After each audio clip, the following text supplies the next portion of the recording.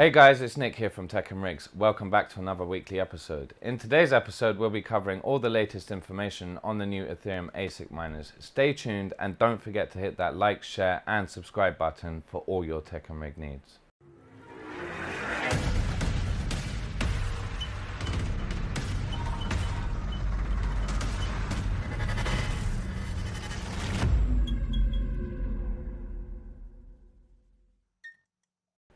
Hey guys, so I've personally been mining Ethereum for about 2 months now. I'm about 60 days into a 200-day target. And yeah, it's been quite a rough road so far. I mean, the difficulty has been pushed quite high. Ever since the news of these ASIC miners, the difficulty has dropped quite significantly, which is good for us.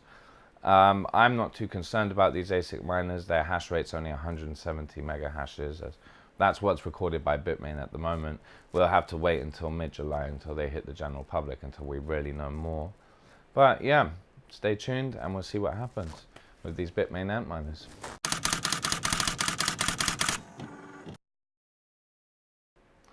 How has this recent news impacted me as an Ethereum miner? Well, to start with, I have to admit I was concerned. I didn't want what happened to Bitcoin to happen to Ethereum, and that's what ASIC miners tend to do.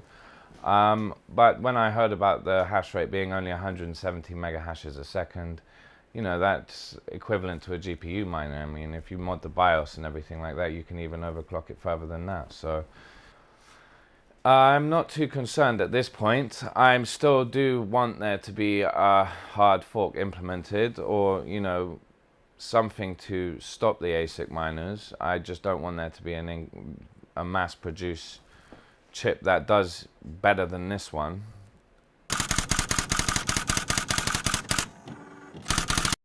What I think is going to happen next is I think we will not have a hard fork implemented. Vitalik Buterin has mentioned already that he doesn't wish to do that or push these ASICs out, even though that was so much talk for the last several years of how Ethereum was meant to be ASIC resistant. I think we are just heading towards Casper being implemented and moving towards proof of stake.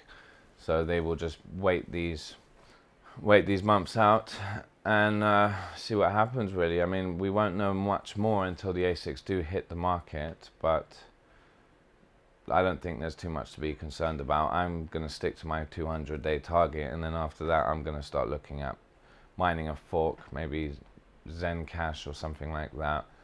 But we all have to see what happens.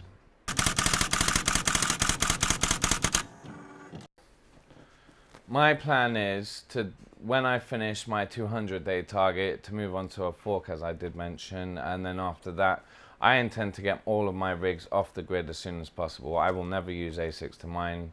I will always be a GPU miner. I'm waiting to buy more GPUs when there's a big price drop in them.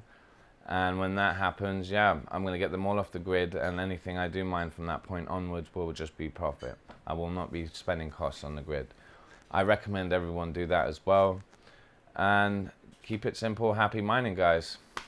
To sum everything up, guys, I would say stay strong. Don't quit on Ethereum just yet. I think this project still has a lot of potential, and we still have a lot of profits to see in making it. I'm still waiting for Q3 to come around, where I do think the profit margins are going to be a lot higher. However, the difficulty is going to increase as these ASIC miners do hit the market. Thank you so much for watching, guys. We hope you enjoyed the show. It's been a pleasure as always. And please don't forget to hit that like, share and subscribe button for your chance to win either a Samsung Galaxy S9 or an RX 580 Strix Republic of Gamers graphic card. Once we hit 1,000 subscribers, we will be choosing one of you lucky souls to get either one of the two. So please don't forget to hit that subscribe button. Until next time, guys. Peace.